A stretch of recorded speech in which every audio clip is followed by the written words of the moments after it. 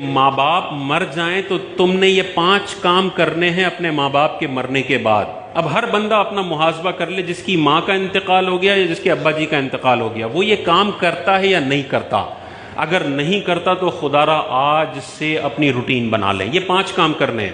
اور وہ کیا 5 کام ہیں؟ حضور نے ارشاد فرمایا الصلاۃ علیہما، اپنے والدین کے لیے رحمت کی دعا کرو۔ ہم اپنا محاسبہ کر لیں، پچھلے 6 مہینے کے اندر کبھی بھی منہ پہ یہ جملہ آیا یا اللہ میرے والدین کی قبروں پر تو اپنی رحمتوں کا نزول فرما؟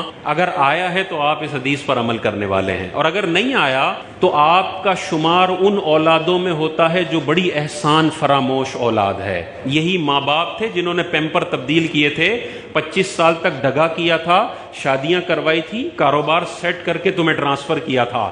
کچھ بھی نہ کیا ہو، ماں کا پیدا کرنا اتنا بڑا حق ہے کہ ساری زندگی بچہ ماں باپ کا استنجا صاف کرتا رہے تب بھی وہ حق پورا نہیں ہو سکتا۔ بعض بچے یہ بھی ہے نا، میرے ابا نے تو میرے لیے کچھ کیا ہی نہیں، نہ مجھے پڑھایا، نہ مجھے روٹی دی، نہ کچھ دیا۔ بھائی اس کا باپ ہونا اتنا بڑا اعزاز ہے کہ والدین نے تجھے ساری زندگی جوتے مارے ہوں پھر بھی تجھے یہ 5 کام کرنے ہیں، پھر بھی تجھے کبھی بھی اونچی آواز کا اختیار نہیں ہے۔ تو حضور نے ارشاد فرمایا الصلاۃ علیہما، دوسرا ارشاد فرمایا والاستغفار لہما، اپنے والدین کے لیے دعائے مغفرت کرے۔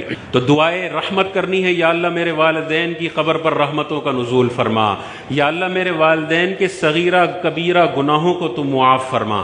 تیسرا ارشاد فرمایا وَإِنفَاذُ عُهُودِهِمَا، اور جو ماں باپ نے اپنی زندگی میں وعدے کیے ہوئے ہیں، جو ایگریمنٹس کیے ہوئے ہیں، جو عہد کیے ہوئے ہیں، ان کو نافذ کرنا یہ بچوں کی ذمہ داری ہے۔ یہ تیسرا کام بتایا۔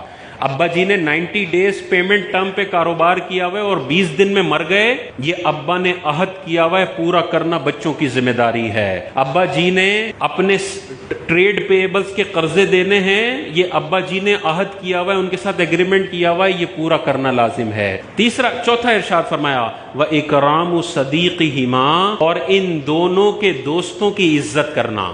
والد صاحب کے دوست آ جائیں تو بدھو بن کے سیٹ پہ بیٹھے نہ رہو، بلکہ ابا جی کا جیسے کھڑے ہو کے ادب کرتے تھے، ابا جی کا فرینڈ آ گیا، چاہے سگریٹ پیتے ہیں، چاہے بے نمازی ہیں، کچھ بھی ہے، کھڑے ہو جاؤ، اپنی سیٹ ان کو دو۔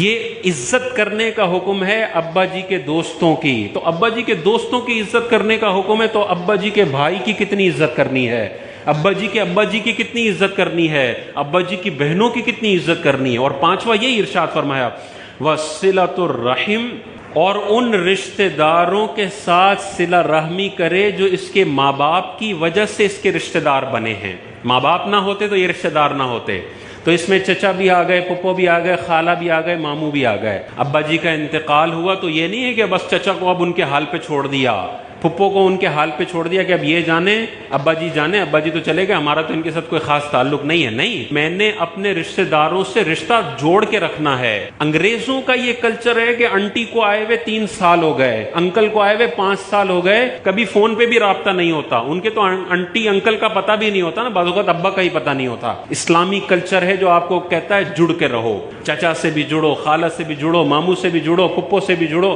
بھتیجے بھانجوں سے بھی جڑو، ہر ایک کی خبر گیری کرو، بے حس نہ بن جاؤ، خود غرض نہ بن جاؤ کہ مال ہے تو بس میرا ہے اور میرے بچوں کا ہے۔ پھر جب یہ بندہ محتاج ہوتا ہے تو اس کے رشتہ دار بھی بولتے ہیں جیسے تو نے خود غرضی کا مظاہرہ کیا تھا، آج ہمیں بھی تجھے دینے کے لیے صرف ایک پروڈکٹ ہے اور اس کا نام ہے خود غرضی۔ جو بندہ ساری زندگی خود غرض صرف اپنے اوپر مال خرچ کرنے والا بخیل انسان ہو، جب یہ اپنے بستر مرگ پر پڑا ہوتا ہے تو کوئی عیادت کرنے بھی نہیں آتا۔